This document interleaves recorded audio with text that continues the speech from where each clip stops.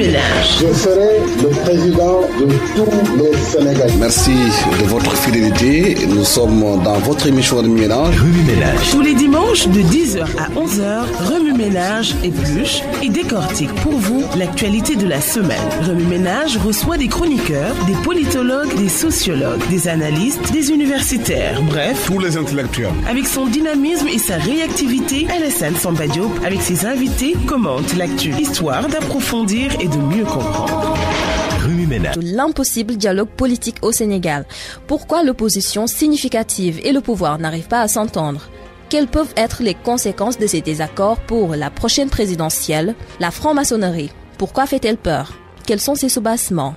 Le regard des Sénégalais sur ces organisations. Est-ce que le Sénégal est surendetté? Faut-il s'alarmer des sorties de la Banque mondiale et du FMI? Pour analyser toutes ces questions, Remue Ménage reçoit ce dimanche 21 janvier 2018 Ousmane Khouma, maître de conférence à la faculté des sciences juridiques et politiques de l'UCAD, et Dr Thierno Tchoune, maître de conférence titulaire à l'UCAD et directeur des études du Centre de recherche et de formation pour le développement économique et social. Remue Ménage ce dimanche 10h-11h avec Alassane Samba Diop sur la Radio Futur Média. Dimanche 21 janvier 2018, bienvenue à tous. Avec nous, le professeur Ousmane Khouma, maître de conférence à la faculté des sciences juridiques et politiques de l'université Cheikh Anta Diop de Dakar, et docteur Thierno Tchoune, maître de conférence titulaire à l'UCAD, économiste. Monsieur, merci d'avoir accepté notre invitation. Le dialogue politique avance à petits pas ou il n'avance plus. C'est selon les positions des uns et des autres. La nomination de l'ambassadeur Seydou Nourouba pour coordonner les discussions ne semble pas donner grand-chose.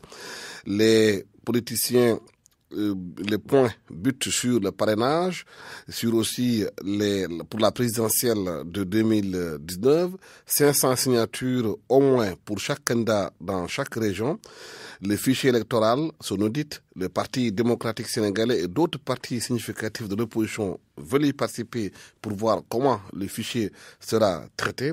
On a l'impression que la crise de confiance entre le pouvoir et l'opposition perdure. Ousmane Khouma. Merci, bonjour Alassane, bonjour chers collègues, monsieur Tchoune, bonjour aux auditeurs de la RFM. Crise de confiance, vous l'avez dit, on pensait le dialogue politique amorcé. On avait déjà répondu aux questions de savoir pourquoi le dialogue politique, pour consolider notre paix, avoir une démocratie apaisée, le Sénégal le mérite. Comment ce dialogue, un cadre a été mis en place avec une personnalité élue, des modalités, avec des pôles qui devaient y participer, sur quoi le dialogue a déterminé par les parties prenantes avec des TDR qui ont été distribués, et très vite un point d'achoppement sur le processus électoral. En réalité, la difficulté, c'est notre agenda politique. Alassane, en un mandat présidentiel, le pouvoir était obligé d'organiser l'élection de 2012, des locales, un référendum, des législatives, et dans un an à peine, encore une présidentielle. 5 consultations d'envergure sur un mandat, ça ne laisse pas le temps de la respiration démocratique. Et du coup, les Sénégalais ont l'impression d'être pris en otage par leur politique. Quand est-ce qu'on trouve le temps de travailler? Vous parliez de crise de confiance. Il y a une main tendue du pouvoir pour dialoguer. L'opposition considère que le pouvoir fait du dilatoire. Une partie de cette opposition qui considère que le dialogue est tardif et il y a des points préalables qui doivent être réglés. Ils amènent cela sur le terrain d'une part de la liberté, mais aussi surtout sur la fiabilité du processus électoral. Alors quand vous arrivez dans un dialogue et que de part et d'autre il y a des points de crispation sur des points, parce qu'on ne peut pas se mettre d'accord sur tout quand il y a un dialogue. Il faut d'abord régler la question du pourquoi le dialogue, la nécessité de la paix, le cadre du dialogue, et puis les points de discussion peuvent commencer et vous ne pouvez pas être d'accord sur tous les points de discussion et tout de suite les points d'achoppement sur le processus électoral, la fiabilité. Le Sénégal quand même a déjà connu 2 alternances et on peut considérer que le processus électoral en général est fiable. Lors des dernières législatives, il y a eu quelques manquements qui ont été reconnus de part et d'autre. Et donc, il faut en discuter pour l'améliorer. Les questions sont plutôt techniques. La question de cette caution, du parrainage, de la sempiternelle question du bulletin unique. Mais ça se négocie, ça se discute. Les Sénégalais méritent mieux. Et cet agenda effréné, la proximité de la présidentielle, fait que les positions se raidissent. D'une part, on dit que la main tendue n'est pas sincère, alors que il n'y a pas de rupture de l'ordre constitutionnel institutionnel. Le pouvoir n'est pas obligé d'instaurer aussi ce dialogue. L'opposition n'est pas obligée de l'accepter, mais c'est pour avoir une démocratie apaisée et continuer à connaître ce que nous avions connu, c'est-à-dire des élections qui se déroulent dans un climat serein. Mais le jeu est purement politique, c'est-à-dire que de la part du pouvoir, c'est tout faire pour que le climat de confiance revienne. De la part d'une certaine opposition, c'est de tout faire pour que le climat soit plutôt tendu. Alors c'est de bonne guerre, mais il ne faut pas oublier que la démocratie, c'est aussi le règne du nombre. C'est-à-dire que si vous faites comme cela, le pouvoir en place pourrait vous dire, mais vous attendez votre tour d'être majoritaire, parce qu'autrement nous pouvons utiliser la majorité mécanique et faire des lois. Donc ce dialogue-là serait salutaire pour l'ensemble des Sénégalais qui sont quand même assez saturés de ces joutes électorales à n'en plus finir. Monsieur Tchoun, comment dialoguer dans ces situations de méfiance entre toutes les parties pratiquement? Oui, bonjour Alassane. Permettez-moi d'abord de dire tout mon plaisir que j'ai aujourd'hui de partager ce plateau avec mon cher collègue Romain. Vous soulevez une question éminemment importante dans un contexte de veille d'année électorale. Donc l'éminence de la question suscite en moi la convocation de deux aspects qui caractérisent les deux composantes de la classe politique.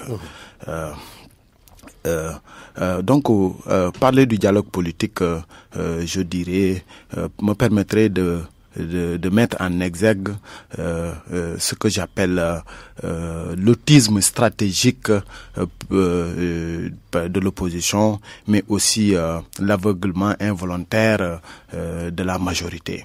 Et à mon avis, ces deux aspects qui sont connexes mais différentes expliquent ce refus, n'est-ce pas, de comprendre l'adversaire politique. Mais en fait, en réalité, tout cela est lié à ce que peut-être j'appellerais progressivement le fait que la classe politique non seulement s'est autoconstruite des barrières, des digues entre ces différentes composantes, mais aussi elle s'est progressivement coupée, n'est-ce pas, du reste de la population. Donc naturellement, dans ces conditions, il est impossible, n'est-ce pas, d'asseoir, n'est-ce pas, un dialogue franc, utile, n'est-ce pas, qui pourrait être bénéfique à tout le monde. Et je suis conforté dans mon idée par ce que Keppel et Rougier appellent dans leur article Le roi est nu, cette volonté qu'a la classe politique à ne pas comprendre son environnement. Parce qu'en réalité, la majorité comme l'opposition, n'est-ce pas, n'accepte pas de voir un peu la réalité des choses, parce que l'intérêt, n'est-ce pas, général doit être mis, n'est-ce pas, en avant dans un contexte où on parle de tuerie en Casamance, n'est-ce pas, où aussi on note de plus en plus une disparition, n'est-ce pas, de ces remparts qui sont le socle même, n'est-ce pas, d'un dialogue possible. Donc, à mon avis, l'instauration d'un dialogue franc posera problème, parce qu'en réalité, on refuse d'essayer de comprendre l'adversaire politique, et on refuse d'essayer de comprendre l'adversaire politique parce qu'on estime que ce n'est pas nécessaire. Ce qui nous surprend, et là vraiment je suis formel, en réalité, ce qui nous surprend, c'est ce que nous sommes, parce que on se cantonne dans notre, comment dirais-je, on se cantonne dans nos intérêts et dans les intérêts, dans les prébendes, pour ne pas s'ouvrir. Et quand on a un esprit de fermeture, naturellement, il est possible de revoir et de pouvoir dialoguer. Il y a des points qui ont été évoqués par rapport à ce dialogue. L'un des points d'achèvement, c'est le parrainage. Les gens estiment que pendant la législative, on a connu une inflation de listes où chaque farfelu se réveille, se dit aujourd'hui qu'il est capable aujourd'hui de diriger ce pays, et qu'on va vers des élections où on risque d'avoir peut-être 30 ou 40 candidatures. Oui, Alassane, dans une élection présidentielle, il faut des filtres pour que l'élection ne se transforme pas en farce. Bon, et puis ça se discute, ces questions-là.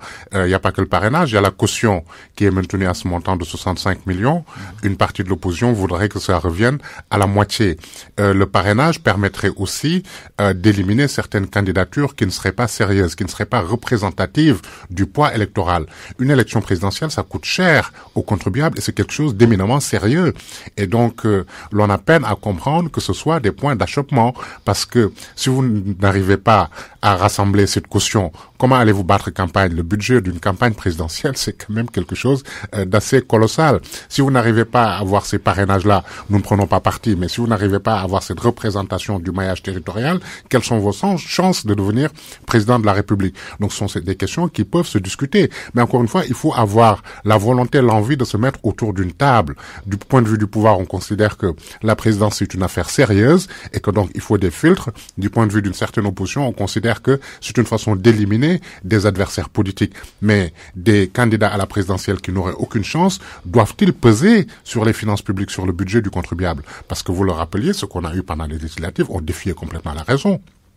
47 listes de coalitions de partis politiques pour une élection législative en espérant bousculer le pouvoir en place. Stratégiquement, politiquement, c'était pas très habile du point de vue de l'opposition, mais clairement du point de vue de l'électeur, c'était quelque chose qui était complètement irrationnel. Comment faire aujourd'hui pour gérer justement ces histoires de parrainage pour la prochaine présidentielle et surtout la caution? Il y a d'autres questions qui arrivent parce que le Sénégal, chacun le sait, peut devenir dans quelques années un pays gazier, pétrolier. Est-ce que on sait qui peut être derrière chaque candidat? Mais très bien. Alors cette question, votre question, Alassane, renvoie à la nécessité de réformer le jeu politique. Et aussi, ça fait appel à ce que moi j'appelle l'épineuse question du financement des partis politiques. Vous savez, dans ces conditions et dans ces situations où le Sénégal projette les premiers barils en 2024, naturellement, les intérêts, n'est-ce pas, vont changer. Et naturellement, la majorité ou les tenants du pouvoir ont ce pouvoir, n'est-ce pas, de pouvoir réorganiser le jeu politique. Et là, je mets la responsabilité devant le ministère de l'Intérieur qui est en charge de l'organisation, n'est-ce pas, des joutes électorales, n'est-ce pas, de revoir, n'est-ce pas, de repenser notre système électoral, n'est-ce pas, en intégrant et en y associant toutes les parties prenantes. Voilà. Mais est-ce que le fait aujourd'hui qu'il y ait un référendum, que ces questions-là aient été prises en charge dans le référendum, qu'elles traînent encore à être appliquées, n'est pas aussi la responsabilité du pouvoir qui traîne les choses? Mais bien évidemment, Alassane, je crois que aussi le pouvoir doit avoir cette obligation, n'est-ce pas, de jouer un jeu clair, j'allais dire, parce qu'en réalité, le pays a besoin de stabilité parce qu'en fait, les enjeux actuels, ce n'est plus parce que les questions électorales, ce sont des questions qui devraient être dépassées. Pour preuve, pour tous les pays développés ou les pays qu'on dit des pays à revenus intermédiaires, ils ont dépassé ces questions-là. Alors nous, on aspire à l'émergence, on ne peut plus s'attarder sur des questions électorales. Donc c'est pourquoi j'en appelle quand même à la responsabilité de la majorité, de l'opposition, de pouvoir mettre en place dialogue pour pouvoir stabiliser le pays et pouvoir aller dans le sens, n'est-ce pas, de bâtir les fondements qui feront que notre pays soit un pays, n'est-ce pas, émergent. Le Parti démocratique sénégalais continue à soutenir que Karim Wade est le candidat. Le plan A, B et C. Le Parti social divisé aujourd'hui avec Ousmane Tanor Dieng qui pense continuer à cheminer avec le président Macky Sall, ou aussi les partisans de Khalifa Sall aussi se positionnent pour que leur candidat soit aussi, que leur mentor soit président, soit aussi candidat à la prochaine présidentielle. Est-ce que ce climat, ce sorte de guérilla-là, politique qui est là aujourd'hui, cette situation-là ne participe pas davantage à semer la confusion?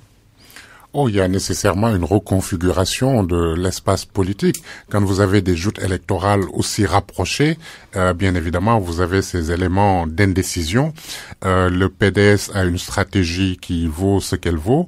C'est de considérer que leur candidat, c'est Karim Wade, en dépit de l'inéligibilité qui le frappe du fait de la condamnation, du fait de la double nationalité. Le Parti socialiste, c'est pas surprenant. L'aile officielle d'Ousmane Tanor Dieng considèrent que ils sont dans une coalition, ils y restent. Les autres continuent à soutenir Khalifa Sall, etc. Et donc la nature ayant horreur du vide, vous aurez d'autres candidats du pôle de l'opposition qui vont émerger.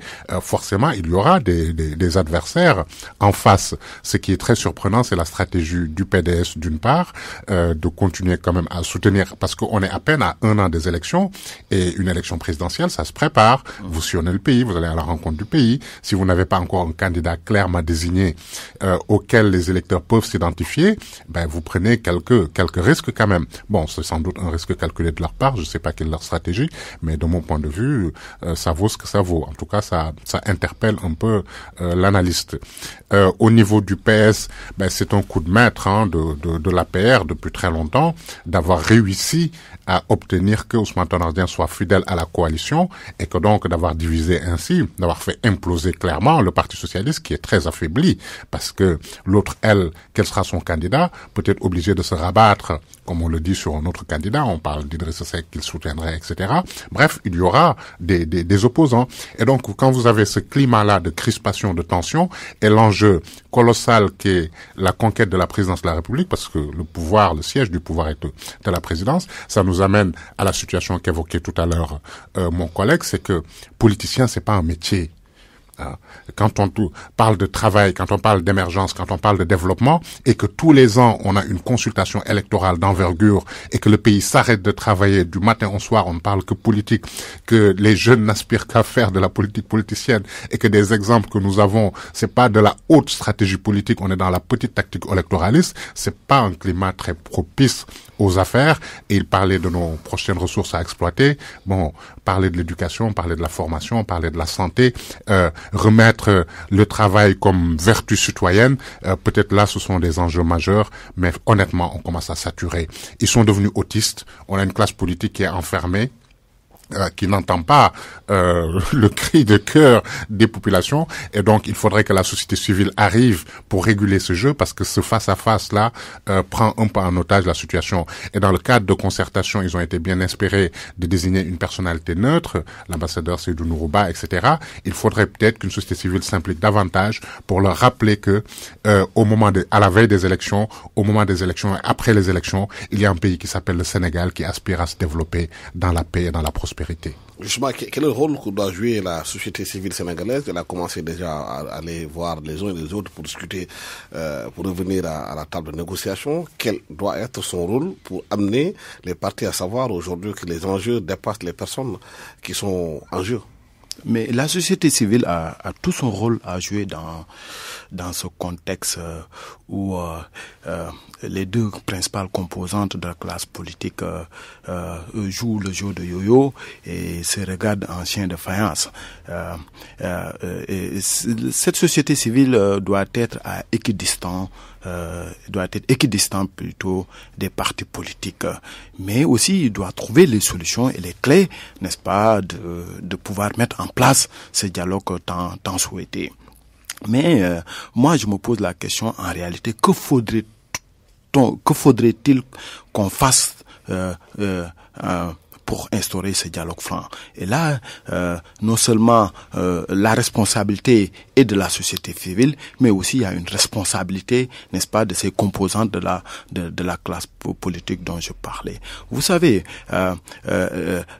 le système de mesure de nos partis politiques, de l'homme politique en général, fait que si on arrive à mettre en place ce bon système, ce vrai système qui sera assis, n'est-ce pas, sur les résultats effectifs, n'est-ce pas, de l'exercice du pouvoir, ne donnera plus le temps aux politiques, n'est-ce pas, de mettre en place moi ce que j'appellerais le barbarisme économique, parce que quand on refuse de dialoguer, c'est que vraiment on veut mettre en place, n'est-ce pas, comment dirais-je, un problème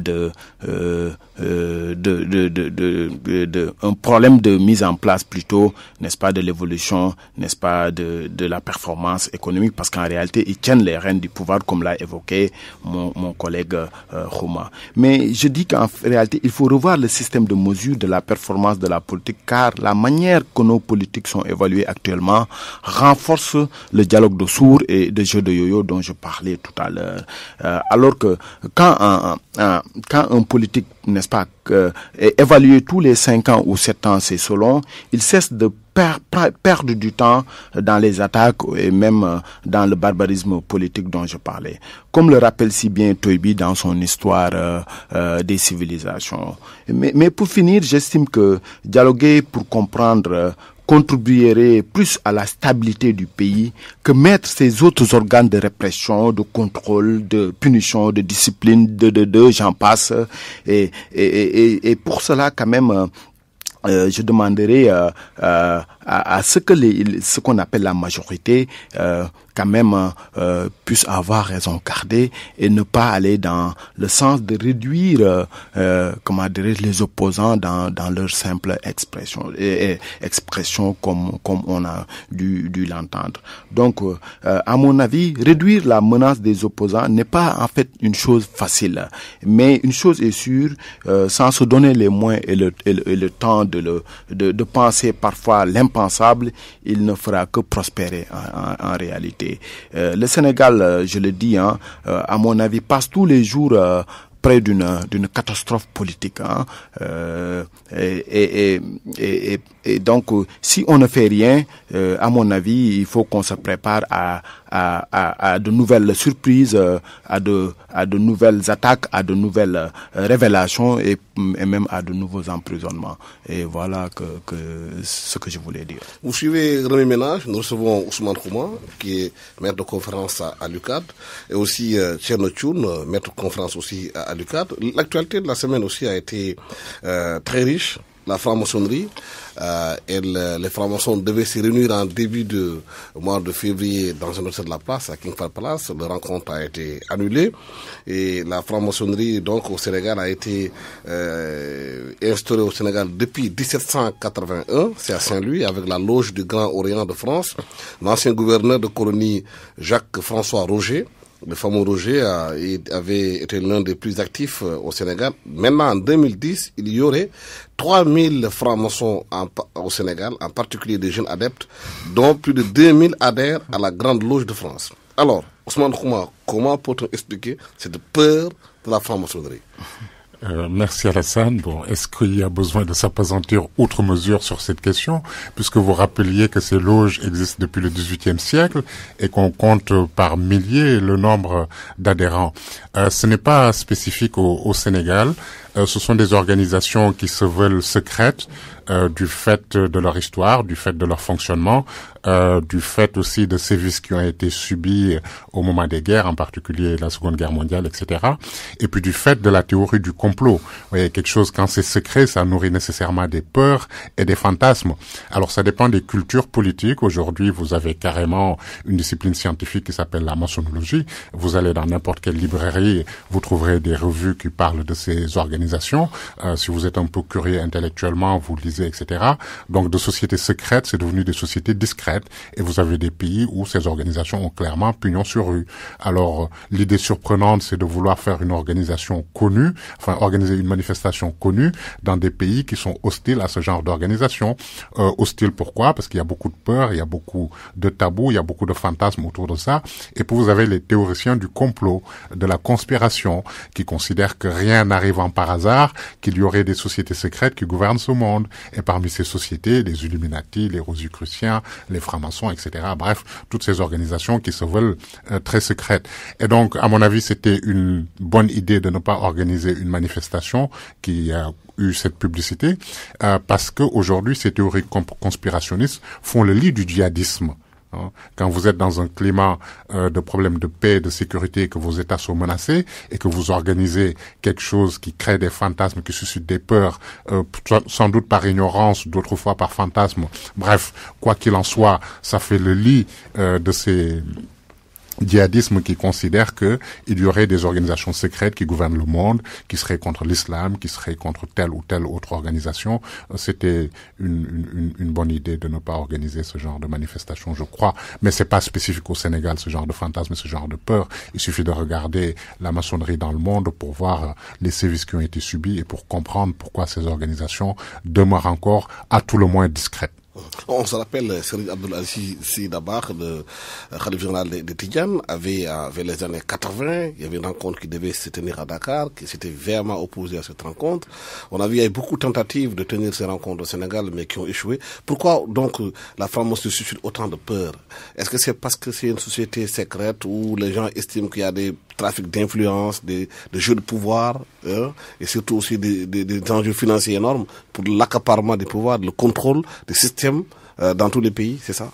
Mais effectivement, Alassane, dois-je rappeler qu'en réalité, vous savez que l'annulation de ce 26e congrès de la franc-maçonnerie est en fait aujourd'hui est perçu comme étant comment dirais-je une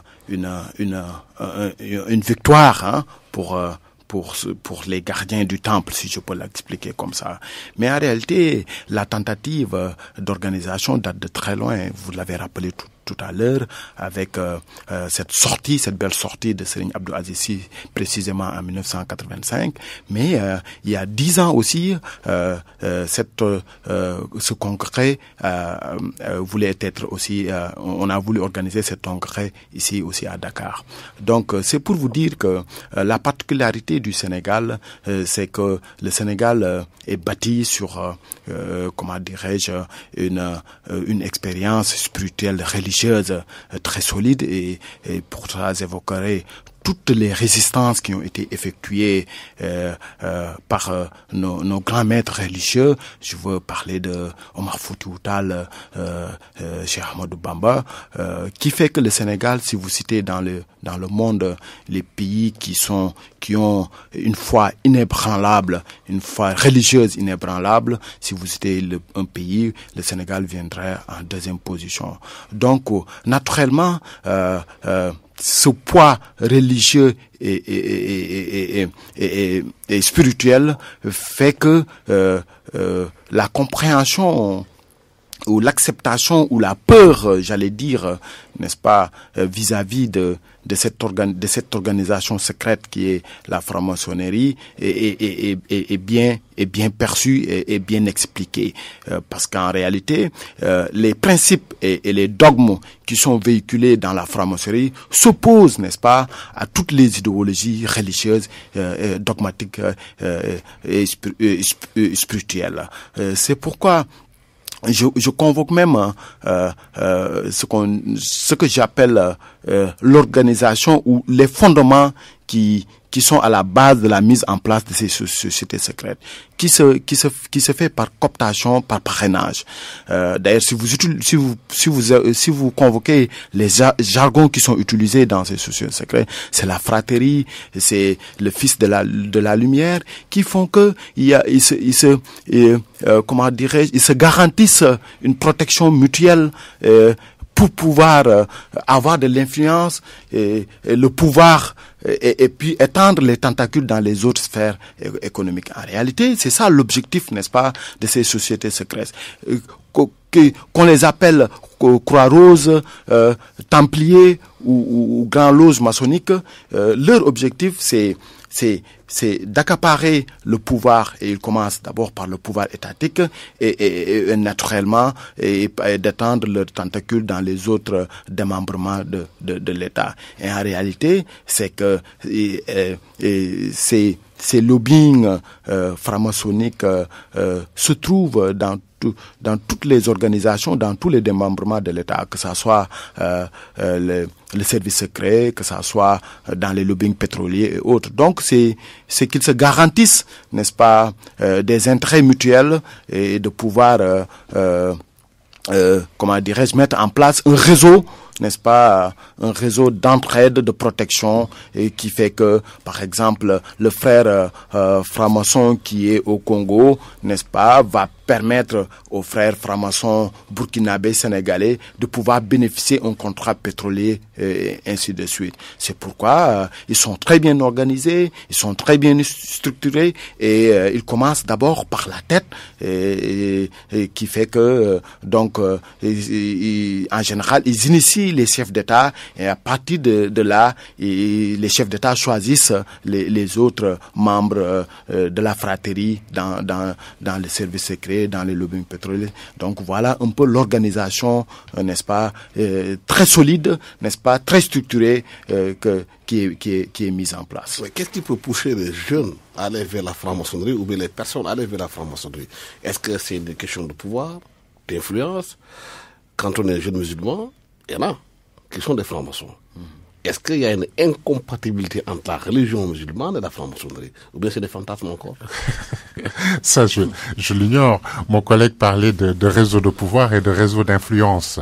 Quand vous êtes jeune, ambitieux, et que on vous propose d'adhérer à une organisation qui vous donne de l'influence et du pouvoir, si vous nous prenez garde, la tentation est très forte d'y adhérer. Alors, est-ce qu'il y aurait une incompatibilité entre la maçonnerie et les religions monothéistes?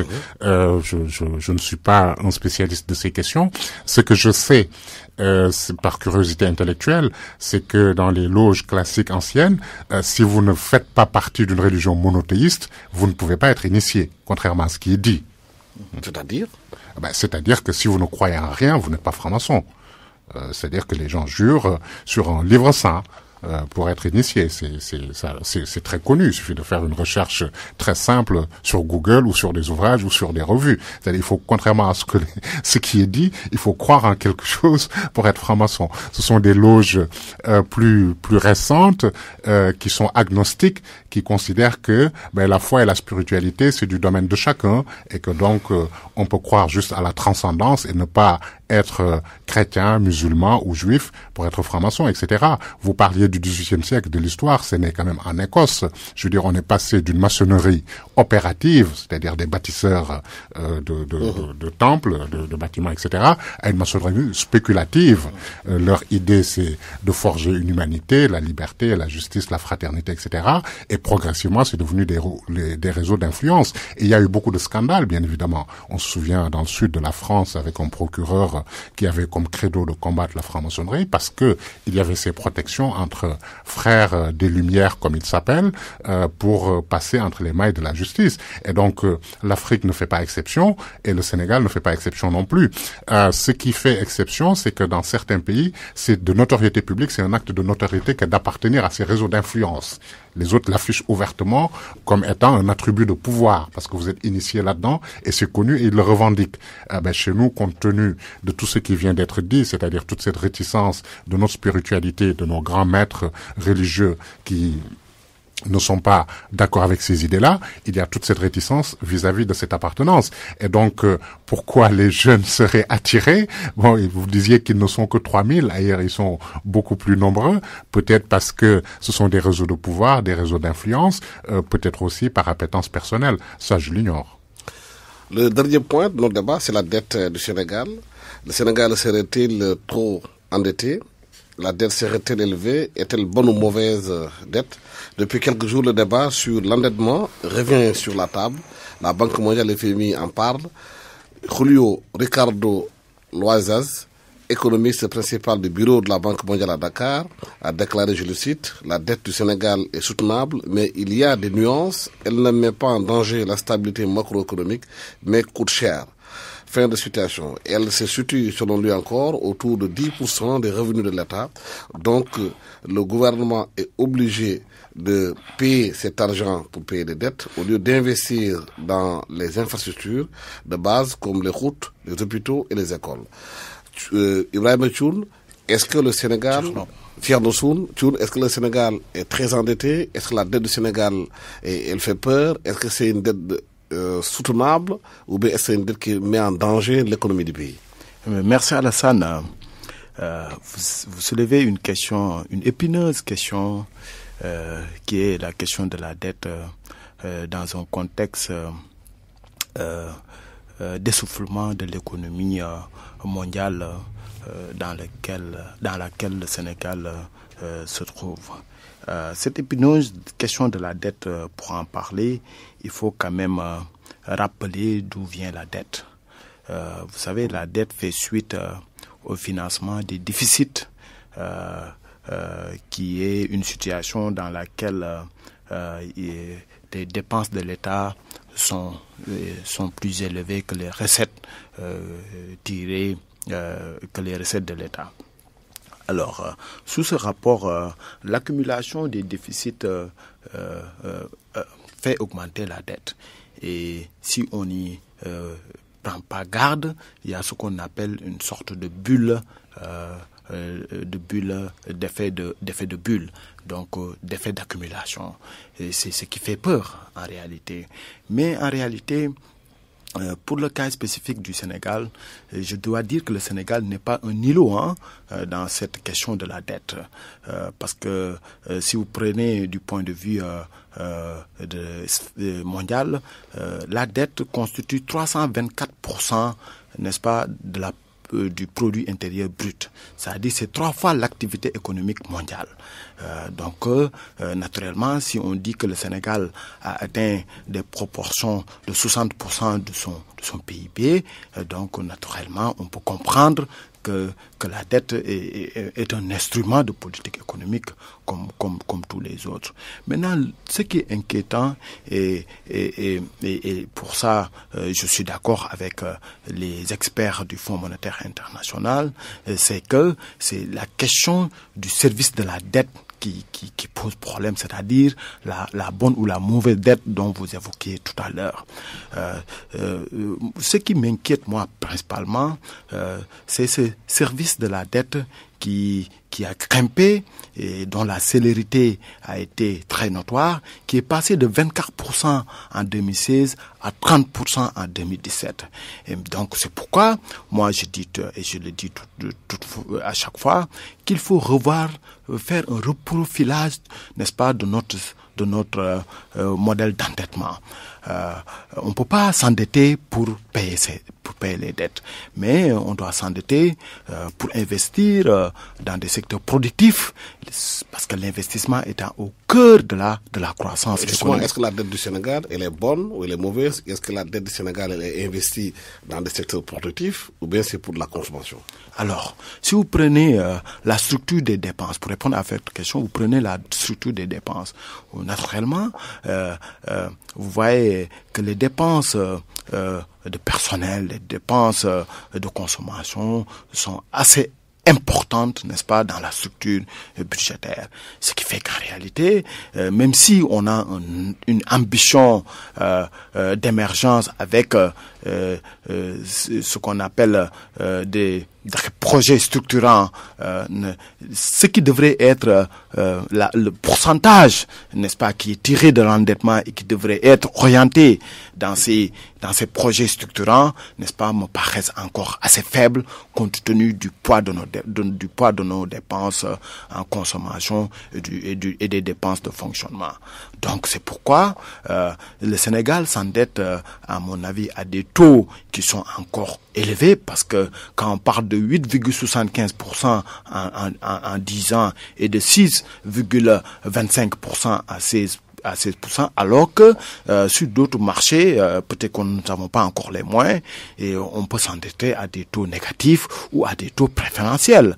Donc, si on n'arrive pas à mettre en place, n'est-ce pas, des taux de rendement qui dépassent ces taux d'endettement, et même mieux, si on n'arrive pas à avoir des taux de croissance qui avoisinent ou qui dépassent ces taux d'endettement, naturellement, on parlera de mauvaises dettes. Mais je crois que le Sénégal est doté de services et de compétences qui nous permettront quand même de faire ce reprofilage de la dette et de repenser un nouveau modèle d'endettement. Est-ce qu'il faut s'alarmer de sortir de la Banque mondiale des FMI par rapport à la dette en disant qu'elle est soutenable, mais qu'il faut faire attention qu'elle coûte cher? Mais les experts eux-mêmes de la Banque mondiale et du FMI disent qu'il ne faut pas s'alarmer. Vous citiez l'expert du Fonds monétaire international qui disait la dette du Sénégal est soutenable, mais il y a des nuances. Elle ne met pas en danger la stabilité du cadre macroéconomique, mais coûte cher. Un autre ajoute, on n'a pas de danger sur la dette si la croissance est maintenue, parce qu'on a une dette qui pèse et un produit intérieur brut qui grandit, donc le poids de la dette se dilue. Le problème, c'est ce qui va se passer si la croissance ralentit ou freine. Or, notre croissance est à 6,8 et elle est supérieure à 6 points sur 3 années consécutives. L'inflation est maîtrisée, le déficit budgétaire aussi, et il y a des perspectives de croissance qui sont bonnes, c'est-à-dire avec les ressources en pétrole et en gaz, etc. Donc les perspectives d'avenir, clairement, sont bonnes au Sénégal. Je veux dire, ce sont ces mêmes experts qui alertent sur le fait de dire « attention, la dette est élevée », ça posera problème si jamais votre croissance venait à ralentir, mais les prévisions de croissance sont même de 7 points l'année prochaine, et depuis 3 ans, c'est supérieur à 6%. Donc, ils disent clairement que ça ne remet pas en cause la stabilité du cadre macroéconomique. Et donc, la question est de savoir, est-ce que ce sont des dépenses, on s'endette pour fonctionner, ou ce sont des dépenses d'investissement? Il semblerait, d'après ce que dit le gouvernement, que ce soit plutôt des dépenses d'investissement. Et puis là aussi, c'est pas spécifique au Sénégal. On a l'habitude de dire, on ne prête qu'aux riches. Donc, si on vous prête, ça veut dire que vous êtes solvable. Et pour faire de l'investissement, il faut bien s'endetter. Vous savez, récemment, on regardait une émission de télé et puis on voit en Allemagne, à Berlin, sur une place publique, une affiche géante, une sorte de chronomètre qui montrait qu'enfin la dette commençait à décroître. Et ils en étaient tellement fiers. Une autre émission de télévision en France où on montrait au fur et à mesure que l'émission se déroulait l'accroissement de la dette, mais en millions d'euros.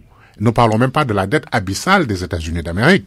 Donc les pays les plus développés sont les pays les plus surendettés. Là, ce qu'on nous dit juste, c'est votre dette coûte cher. Pour le moment, ça ne pose pas de problème, mais si jamais votre croissance venait à ralentir, alors est-ce que la croissance viendrait à ralentir? Sur 3 années, c'est quand même une croissance très performante qui est de plus de 6 points. L'année prochaine, elle sera sans doute de 7 points. Et puis, avec ces ressources qui vont commencer à être exploitées, mais les perspectives d'avenir sont plutôt bonnes. Je pense que ce sont les experts du FMI et de la Banque mondiale eux-mêmes qui le disent. Il n'y a pas à s'alarmer outre mesure. Mais est-ce que cette croissance n'est pas une croissance extravertie, faite par des sociétés étrangères qui sont installées au Sénégal, qui, dès qu'elles gagnent de l'argent, vont ramener leur argent dans leur pays? Mais tout à fait, Alassane. Vous savez, notre économie est une économie extravertie, vous l'avez dit, mais les secteurs qui portent la croissance, ce sont ce qu'on appelle le secteur tertiaire, qui est composé majoritairement de capitaux privés étrangers. Alors, naturellement, si la croissance porte ses fruits, elle sera accaparée par ces capitaux étrangers. Alors, qu'est-ce qu'on doit faire dans ce cas? Dans ce cas, il faut qu'on revoie quand même notre modèle de croissance dans son ensemble. Normalement, la croissance du Sénégal devrait porté par le secteur primaire et mettre l'accent sur le secteur de la transformation pour pouvoir garder les ressources à l'interne. Mais si on ne le fait pas, naturellement, c'est une croissance qu'on chantera et qui atteindra des proportions importantes qui fera que nous serons peut-être un pays à revenu intermédiaire, avoir 8 ou soit 9%, mais pourvu que quand même cette croissance soit portée par les secteurs qui embauchent les Sénégalais. Et je veux parler de l'agriculture, de l'élevage, n'est-ce pas, et des secteurs, n'est-ce pas, de l'agrobusiness et autres, de la transformation. Donc, et votre question, je dirais oui. Naturellement, cette croissance, c'est une croissance qui va être au bénéfice, n'est-ce pas, des détenteurs de capitaux privés étrangers. Mais est-ce que c'est pas là qu'il faut changer de paradigme par rapport au Sénégal, développer davantage l'intérieur du pays, investir dans l'agriculture, dans le TPE, dans les PME, les PME. L'Allemagne, dont on parlait tout à l'heure, fonde son économie sur des PME très solides. Est-ce qu'aujourd'hui, c'est pas là-bas qu'il faut orienter les financements pour que des Sénégalais puissent produire et puissent garder l'argent ici, réinvestir dans ce pays? Ça, c'est le défi majeur, d'après tous les économistes, cette croissance qui est extravertie. Ils nous rappelaient que c'était le secteur tertiaire, le secteur des banques, des assurances, des télécommunications, qui sont aux mains de capitaux étrangers, qui boostent la croissance et qui captent cette croissance. Alors que si on a développé les autres secteurs, on pourrait garder une partie de notre croissance. Mais il y a des fonds, il y a des banques aussi, pour accompagner des entreprises nationales dans le privé, dans ce même secteur tertiaire. La question est de savoir pourquoi les Sénégalais, les entreprises sénégalaises ne sont pas compétitives quand il y a ces marchés-là, et pourquoi les fonds d'investissement qui sont mis en place, les banques qui sont mises en place, ne jouent pas le jeu d'accompagner les entrepreneurs nationaux sénégalais. Parce que vous avez un monde qui est extrêmement concurrentiel, vous ne pouvez pas fermer vos frontières. Et donc, quand vous avez des appels d'offres, quand vous avez des marchés, il faut que les Sénégalais soient en mesure de faire de la compétition. Indépendamment de l'autre question, qui est de dire que, il faudrait que le secteur primaire et le secteur industriel aussi soient des moteurs de croissance. C'est une question fondamentale, parce que si on produit de la croissance et que la croissance est extravertie, la seule coopération internationale ne permettra pas de rapatrier cette croissance. Il faut que les fonds qui sont mis en place jouent le jeu, il faut que les entreprises sénégalaises jouent le jeu, mais il faut aussi le secteur agricole, le secteur de l'industrie puisse aussi participer, booster et capter cette croissance. Est-ce que la solution passerait par le secteur privé sénégalais qui se réorganise davantage, puisse capter cette croissance, mettre en place ce qu'ils appellent des grands groupes nationaux sur des intérêts nationaux pour qu'ils puissent se battre peut-être contre les mastodontes qui sont déjà sur place ici? Mais naturellement, parce que vous savez, ce qui fait la force d'une économie, n'est-ce pas, c'est... je prendrai l'exemple de la France qui est notre référence qu'on cite souvent, c'est que l'économie française est constituée à 75% de PME et de PMI. Donc, la structure d'une économie, c'est vrai qu'on a besoin de champions, de grands champions ou de grandes entreprises qui constituent les champions de l'économie, mais ce ne sera pas dans tous les secteurs. Mais il y a des secteurs clés qui font que la spécificité appelle à la mise en place des PME, PMI qui doivent, n'est-ce pas, porter quand même, l'économie du pays. Je crois que la réforme qui devrait être mise en place pour le Sénégal devrait aller dans ce sens, redynamiser nos PME et PMI qui embauchent plus, mais qui doivent porter, n'est-ce pas, l'économie du pays. Alors, et pour cela, je crois qu'il nous faut un secteur, on va dire, un patronat privé fort. Et l'État a son rôle à jouer dans ce sens. L'État doit mettre en place le cadre réglementaire, l'environnement macroéconomique nécessaire pour pouvoir permettre à ce secteur privé, à ce patronat privé de pouvoir émerger. Et pour cela, l'État doit fonder quand même cet accompagnement sur la base de la mise en place d'un secteur bancaire aussi solide, en diminuant les garanties, en permettant l'accès au crédit des PME et PMI, parce qu'en réalité aussi l'État doit aussi aller dans le sens, n'est-ce pas, de résorber cette dette intérieure qui aussi peut être un lourd fardeau pour ce patronat privé, parce qu'en réalité on parle de dette, mais la dette a deux composantes, la composante extérieure, mais aussi la composante interne. Alors si l'État tarde ou bien peine à résorber cet intérêt qui constitue les capitaux du secteur privé, naturellement, ça va affaiblir ce secteur privé qui pourrait quand même concurrencer les entreprises étrangères dans des projets qui sont mis en place. Maintenant, c'est vrai que récemment, dans une rencontre du chef d'État avec le secteur privé, je crois que c'était lors de l'explication de l'adhésion du Maroc à la CEDEAO, où il y avait des inquiétudes qui étaient soulevées par le secteur privé national. Je crois que j'avais fait une sortie sur ça pour dire qu'en réalité, l'État a le devoir quand même de supporter son secteur privé national pour pouvoir suppléer quand même les détenteurs de capitaux étrangers dans des secteurs spécifiques. D'ailleurs, moi, je dirais qu'il faut des secteurs dédiés à notre privé national pour pouvoir quand même permettre les ressources qui sont créées, la production qui est obtenue dans le pays de pouvoir rester dans le pays, et c'est ce qui est important. Et parce que si on le fait pas, la dette va encore prendre des proportions importantes, et là, je serais quand même très conforté dans l'idée de Jérémy qui disait que, en réalité, les raisins verts des parents aujourd'hui vont agacer les dents des enfants ultérieurs. L'État du Sénégal, le secteur privé accuse l'État du Sénégal de ne pas l'accompagner dans sa façon de travailler justement face aux multinationales. L'État dit que le secteur privé sénégalais n'investit pas, ils n'investissent que dans des situations de rente.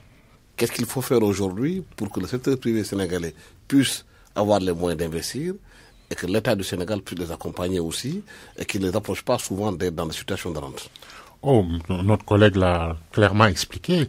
Il est quelque chose qui est de la responsabilité naturelle de l'État, c'est de créer un cadre propice pour l'entrepreneuriat sénégalais. D'abord, l'incitation fiscale, les petites et moyennes entreprises peinent énormément de ce point de vue-là. Je veux dire, à peine votre entreprise est créée que les impôts et la fiscalité pèsent de telle sorte que vous n'êtes pas rentable.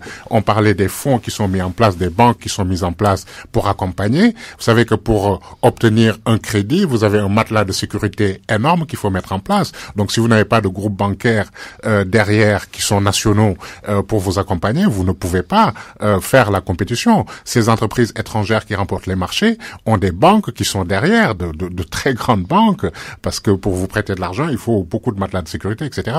Donc, il y a quelque chose qui est de la responsabilité de l'État. Bien sûr que notre secteur entrepreneurial doit être compétitif, mais pour être compétitif, il faut de l'incitation fiscale, vraiment que le cadre fiscal soit favorable. Il faut des moyens de lever des fonds, etc. Il semblerait que l'État fait des efforts, mais qu'il y a encore beaucoup à faire pour être compétitif par rapport aux concurrents étrangers. Voilà, point final à Rémi Ménage. Merci à mes invités Ousmane Khouma, maître de conférence à la faculté des sciences juridiques et politiques de l'université Cheikh Anta Diop de Dakar, et au docteur Thierno Thioune, maître de conférence titulaire à Ducat, économiste. À la technique Abdoulaye Diop, micro à la Sambodio. Excellent dimanche à tous.